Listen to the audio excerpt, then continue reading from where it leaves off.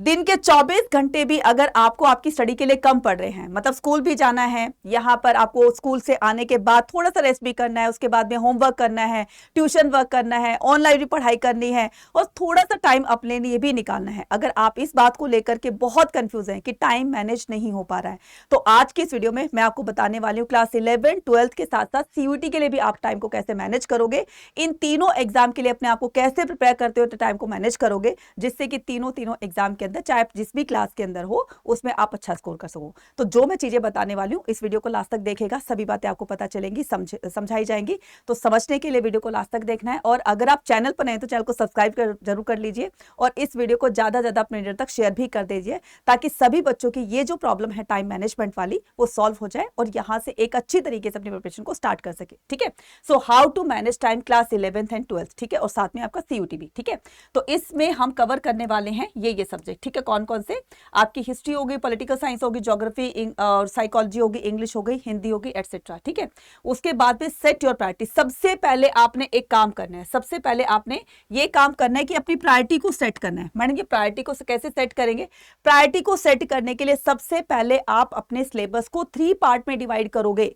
Madam ये 3 part कौन कौन से होते हैं? तो बेटा 3 पार्ट होंगे आपके। सबसे पहले हाई प्रायोरिटी वाले, यानी कि जो सबसे पहले आपके वीक सब्जेक्ट है आप उनको प्रायोरिटी दो। ठीक है, या फिर अपकमिंग टेस्ट को। ठीक है, तो यहां पर week subject and upcoming test, तो जो भी आपके वीक सब्जेक्ट है, ठीक है, अगर आपको मान लो पॉलिटिकल साइंस या ज्योग्राफी आपको जो है डिफिकल्ट लगती है, या आपको इकोनॉमिक्स डिफिकल्ट लगती है, या आपको हिस्ट्री डिफिकल्ट लगती है, तो सबसे पहले आपको प्रायोरिटी देनी है उन सब्जेक्ट को जो आपके वीक है। ठीक है, उसके बाद में सेकंड प्रायोरिटी देनी है, साथ में ही प्रायोरिटी देनी है आपको अपकमिंग टेस्ट के लिए। आपका कल टेस्ट है, ठीक है, क्लास के अंदर कल टेस्ट है, उसके लिए आपको प्रिपेयर करना है, या फिर आने वाला जो भी आपका सेमेस्टर एग्जाम है, हाफ ईयरली एग्जाम है, उसको हमें टारगेट करना है, उसमें हमें अच्छा परफॉर्म करना है। तो अभी आपके सामने 2 चीजें जो बहुत बहुत ज्यादा आपको फोकस रखनी है, वो चीजें होंगी आपका वीक एरिया यानी कि वीक सब्जेक्ट, प्लस में आपका अपकमिंग टेस्ट यानी कि जो आपके सेमेस्टर हाफ ईयरली एग्जाम होने वाले। ठीक है, उसके बाद में मीडियम में क्या रखोगे? मीडियम प्रायोरिटी में आप रेगुलर स्कूल होमवर्क, ठीक है, ये आपकी मीडियम प्रायोरिटी होगी। और जो आपकी लो प्रायोरिटी होगी उसमें आप रिवीजन प्लस एक्स्ट्रा रीडिंग करेंगे। ठीक है, तो लो प्रायोरिटी तब होगी ना जब हम चीजों को, कंसेप्ट को हम समझेंगे, देन उसके बाद में रिवीजन करेंगे और फिर रिवीजन के बाद में कुछ एक्स्ट्रा भी पढ़ लेते हैं,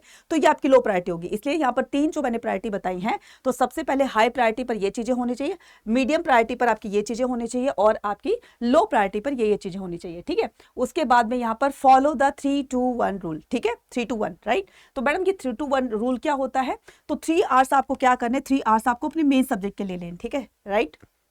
जैसे आपका हिस्ट्री है, पॉलिटिकल साइंस है, ठीक है, ज्योग्राफी है, इकोनॉमिक्स है, सोशियोलॉजी है, साइकोलॉजी है, तो यहाँ पर 3 घंटे, ठीक है, 3 घंटे आपने अपने मेन सब्जेक्ट को देने हैं। कोई भी आपके मेन सब्जेक्ट हो सकते हैं, ठीक है, तो यहाँ से आप अपने मेन सब्जेक्ट को 3 घंटे दोगे। आप उसमें 2 भी कर सकते हो, आप उसमें 1 भी कर सकते हो, आप उसमें 3 भी कर सकते हो। ठीक है, 3 घंटे। उसके बाद में 2 आवर्स आपने क्या करना है? 2 आवर्स आपने रिवीजन प्लस अपना होमवर्क करना है। ठीक है, तो रिवीजन किसकी? जो आपने पढ़ाई करी है उसकी रिवीजन, और साथ में अपना होमवर्क जो भी आपको स्कूल की तरफ से मिला है। उसके बाद में यहाँ पर 1 आवर क्या करते हैं? 1 आवर के अंदर हम जो भी हमने पढ़ा है इसके एमसीक्यूज लगाएंगे और यहाँ पर पीवाईक्यूज देखेंगे और यहाँ पर मॉक टेस्ट लगाएंगे सीयूटी के लिए। ठीक है, तो यहाँ पर जो आपके एमसीक्यूज है, आपको भी पता है कि आपके एमसीक्यूज जो है वो आपके सीबीएसई बोर्ड एग्जाम में भी पूछे जाते हैं, चाहे वो कोई भी सब्जेक्ट हो आपका। ठीक है, तो एमसीक्यूज आपको वहां पर सीयूटी के लिए भी आपको काम आएंगे। तो यहाँ पर जो भी आपने सुबह पढ़ा है उसको रिवाइज करते हैं, फिर लास्ट में आपको क्या करना है? उसके एमसीक्यूज की प्रैक्टिस करनी है और उसके बाद में पीवाईक्यूज। ठीक है, पीवाईक्यूज को अभी थोड़ा सा साइड कर सकते हो, लेकिन लेकर चलोगे तो बहुत अच्छा होगा। ठीक है, उसके बाद में यहाँ पर मॉक टेस्ट लगाना है। अब ये मॉक टेस्ट भी क्या करेंगे?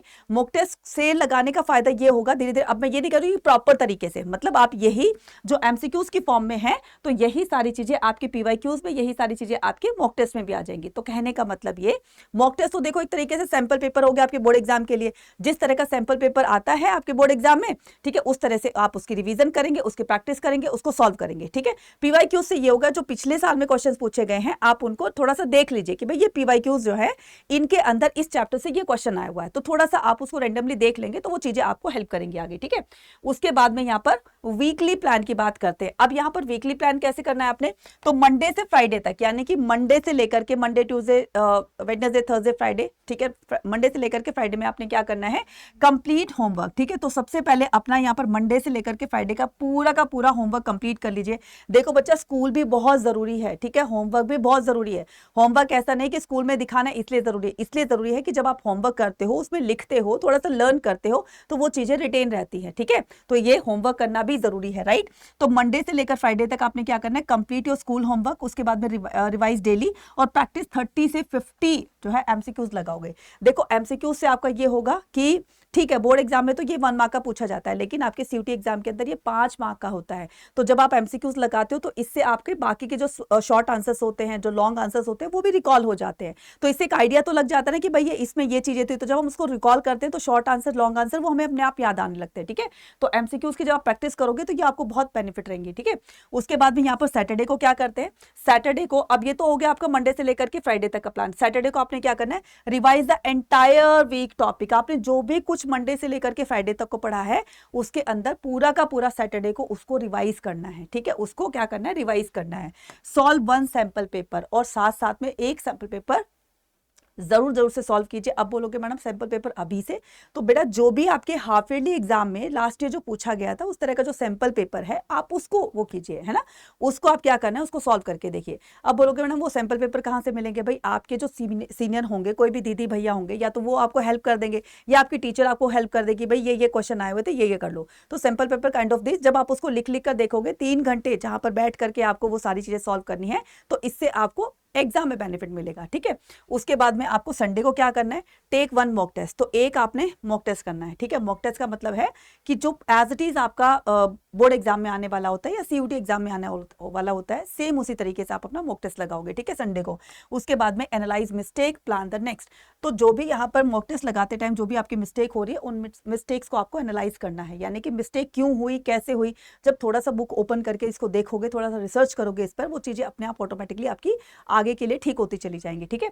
उसके बाद यहाँ पर थोड़ा वो जो टाइम रहता है उसके लिए नेक्स्ट वीक का प्लान करना है। तो यहाँ पर मोटा मोटा तौर पर अगर मैं ये कहूँ कि मंडे से लेकर फ्राइडे आपने स्कूल होमवर्क करना है, कंप्लीट कर लिया आपने। उसके बाद आपने जो होमवर्क किया है आपने मंडे से लेकर फ्राइडे तक का, उसको रिवाइज कीजिए। रिवाइज करने के बाद, ठीक है, आप उसके क्वेश्चन की प्रैक्टिस कीजिए, ठीक है। तो रिवाइज कर लिया, अब आपने उसी टाइप के क्वेश्चन लगाने हैं जो आपने रिवाइज किया है। तो वो चीजें जब एक चीज को जब आप 3 बार कर रहे हो ना, तो बच्चे वो चीजें ज्यादा आपको रिटेन रहती है, ज्यादा वो प्रिंट हो जाती है हमारे दिमाग के अंदर। तो आप इस चीज को सीरियसली लीजिए, ठीक है। अगर थोड़ा सी भी आपने लाइटली लिया या एक्सक्यूजेस बनाए, तो वो एक्सक्यूजेस ठीक है, आप थोड़े टाइम के लिए तो बना सकते हो, लेकिन कहीं ना कहीं वो चीजें आपको बाद में प्रॉब्लमेटिक दिख, ठीक है, बाद में प्रॉब्लमेटिक जो है हो सकती है। इसलिए साथ के साथ चीजों को लेकर चलो, ठीक है। सब्जेक्ट वाइज यहाँ पर टाइम डिस्ट्रीब्यूशन में यहाँ पर बता रही, तो बोलोगे मैडम आपने तो टाइम टेबल देने के लिए बोला था, तो यहाँ पर जो टाइम टेबल है वो यहाँ पर देने वाली हूँ, ठीक है। तो जैसे कि मैंने 3 to 1 वाला आपको कंसेप्ट बताया कि आपने 3 घंटे जो है अपने मेन सब्जेक्ट को देने, 2 घंटे जो है अपने रिवीजन को देने, 1 घंटा अपने प्रैक्टिस को देना है, ठीक है। सेम इसी तरीके से आपने क्या करना है, क्लास 11th के लिए हिस्ट्री के लिए आपने 45 मिनट्स निकालनी है, पॉलिटिकल साइंस के लिए 45 मिनट्स, ज्योग्राफी के लिए 45 मिनट्स, इंग्लिश के लिए 30 मिनट्स और ऑप्शनल सब्जेक्ट के लिए 30 मिनट। तो ये आपका पूरा का पूरा टाइम टेबल है। देखो मैंने ज्यादा भी नहीं रखा है ना, मुझे पता है कि आप वो टाइम टेबल जो है इतना बड़ा बड़ा अगर मैं दूंगी तो फिर आप उससे थोड़ा सा हो जाओगे कि ऐसे बोलोगे कि यार इतना थोड़ी ना होता जो मैंने बता दिया है ना, इसलिए थोड़ा थोड़ा मैंने स्लॉट्स रखा है, ठीक है। उसके बाद में यहाँ पर क्लास 12 की बात करते हैं। हिस्ट्री आपको 6 मिनट, ठीक 60 मिनट, पॉलिटिकल्स आपको 60 मिनट, उसके बाद में ज्योग्राफी आपको, अब बोलोगे मैडम यहाँ पर 45 मिनट, यहाँ पर 60 मिनट क्यों, क्योंकि यहाँ पर हमारे चैप्टर्स थोड़े हैं, ठीक है, और वो भी कम, मतलब छोटे स्मॉल होते हैं कंपेरेटिव टू क्लास 12 के, ठीक है। तो यहाँ पर क्लास 12 की हिस्ट्री के बड़े बड़े चैप्टर्स होते हैं, 30-35 पेजेस के, 40-40 पेजेस के होते हैं, ठीक है। उसके बाद पॉलिटिकल साइंस है, geography 60 minute, English 45 minutes, economics, sociology, psychology के लिए 45 मिनट्स, और उसके बाद में सीयूटी के एमसीक्यूज 45 से लेकर के 60 मिनट्स तक आपने सॉल्व करना है, ठीक है। मेरे को लगता है कि बहुत इजी टाइम टेबल है, हर कोई इसको फॉलो कर सकता है, राइट। तो इतना भी नहीं करोगे तो कहीं ना कहीं वो चीजें फिर बाद में आपको बर्डन लगेगा कि यार इतना सारा काम एकदम से करना है। तो इसलिए चीजों को थोड़ा थोड़ा करके जो है वो स्टार्ट करते रहिए, राइट। उसके बाद में यहाँ पर प्रोडक्टिविटी जो टिप्स होती हैं वो क्या होती हैं कि फॉलो द 50-10 रूल्स। तो आपको 50 मिनट स्टडी करनी है, 10 मिनट थोड़ा सा ब्रेक आपको लेना है, ठीक है। Make a short note after the every chapter, ठीक है। तो आपको हर एक चैप्टर के बाद नहीं, साथ साथ में बनाते रहिए, इससे आपको चीजें जो है जो याद आती नहीं, जब आप उसको लिख लेते हो तो वो चीजें आप भूलते नहीं हो, क्योंकि चैप्टर के बाद जब आप बनाओगे तो कोई चीजें आप भूल जाओगे, कोई चीजें आपको याद रहेगी, इसलिए चैप्टर के साथ साथ नोट्स बनाते रहिए। उसके बाद रिवाइज एवरी संडे, ठीक है। हर एक चीज को संडे को फिक्स कर लो, अपना 2-3 घंटे अपने आप को वहां पर एक जगह बैठा करके, ठीक है, एक जगह बैठ करके वो सारी चीजें आपने रिवाइज करनी है जो आपने पूरे वीक आपने पढ़ा, ठीक है। तो थोड़ा सा यहाँ पर एफर्ट कर लोगे तो आगे की चीजें और ज्यादा आसान हो जाएगी, तो आपका बोर्ड एग्जाम भी इजीली निकल जाएगा, वो भी अच्छे मार्क्स से, और साथ में सीयूटी का एग्जाम भी, ठीक है। उसके बाद में finish your most difficult subject first. तो सबसे पहले आपने क्या करना है, जो सबसे ज्यादा आपको मोस्ट डिफिकल्ट सब्जेक्ट लगता है उसको खत्म करो, ठीक है। उसके बाद 7 से 8 घंटे की आपने नींद लेनी है, क्योंकि एक अच्छी नींद लेना भी बहुत बहुत ज्यादा जरूरी होता है, क्योंकि इससे फिर जो है जब नींद कंप्लीट हो जाती है तो थोड़ा सा अपने आप को फ्रेश महसूस करते हैं ना। तो नहीं करोगे, बहुत देर देर तक पढ़ते रहोगे, ठीक है, नींद कंप्लीट नहीं होगी तो फिर थोड़ा सा लेजीनेस फील होता है, ठीक है। इसलिए नींद लेना भी बहुत जरूरी है, और साथ साथ में हेल्दी डाइट भी आप कर सकते हैं। अगर आप इस सभी का, जितने भी बातें बताई हैं, कंसिस्टेंसी हो गया, हार्डवर्क हो गया, ठीक है, और यहाँ पर नोट्स बनाना हो गया है ना, इतने टाइम तक ये पढ़ना, इतने टाइम तक ये पढ़ना, अगर इन सभी का आप वन स्टॉप सोल्यूशन पाना चाहते हो तो आपके सामने है ये, ठीक है, आपके सामने है ये आधार 2.0 बैच। ये बच्चा क्लास 12th के लिए है, और ये बाकी के सारे सीयूटी के लिए ये महापैक है, और ये भी महापैक है, और ये आपका अल्टीमेट बैच है जो कि आपका लाइव बैच है, ठीक है। इनमें से किसी को भी डिस्काउंट पाने के लिए, किसी को भी एनरोल करने पर डिस्काउंट पाने के लिए कूपन कोड यूज करें Y489। ये आपको कहां पर मिलेगा और इसमें क्या क्या चीजें आपको प्रोवाइड की जा रही है, 1 सेकंड रुकना है, बस 1 सेकंड रुकना है, क्योंकि बहुत काम की चीज है आप लोगों के लिए। तो सबसे पहले एंड्रॉइड यूजर जो है क्या करेंगे, अड्डा 24/7 टाइप करेंगे। जैसे आप अड्डा 24/7 टाइप करोगे तो यहाँ पर आपको ऑल कोर्सेज दिखाई देगा, यूजी पीजी एंट्रेंस एग्जाम होगा। तो यहाँ पर साइंस के हो, कॉमर्स के हो या आर्ट्स के हो, आप अदर अपने स्ट्रीम के फ्रेंड्स को बता सकते हो कि भाई ये कोर्स है क्लास 12th का, आप इसको ज्वाइन करके अपनी जो सारी की सारी टेंशन है बोर्ड एग्जाम की, सीयूटी की, वो खत्म कर सकते हो, ठीक है। तो देखो, एक तो वो है कि जो आप खुद पढ़ सकते हो, खुद पढ़ के कर सकते हो, बहुत अच्छी बात है। अगर नहीं पढ़ सकते हो, टीचर की गाइडेंस में पढ़कर अगर आप अच्छी तरीके से मार्क्स ला सकते हो तो वेल एंड गुड है। तो उसके लिए ये रास्ता है। तो आप क्या हो, आर्ट्स के हो, ठीक है। तो आर्ट्स पे आपने यहाँ पर क्लिक किया, तो देखो यहाँ पर अगर आप सीयूटी प्लस अपने बोर्ड एग्जाम की तैयारी करना चाहते हो तो आपके लिए ये अल्टीमेट बैच है, और ये महापैक के अंदर आपका 12th भी आ जाएगा, सीयूटी भी आ जाएगा, और सीयूटी के एग्जाम तक क्लासेस चलती रहेंगी, ठीक है।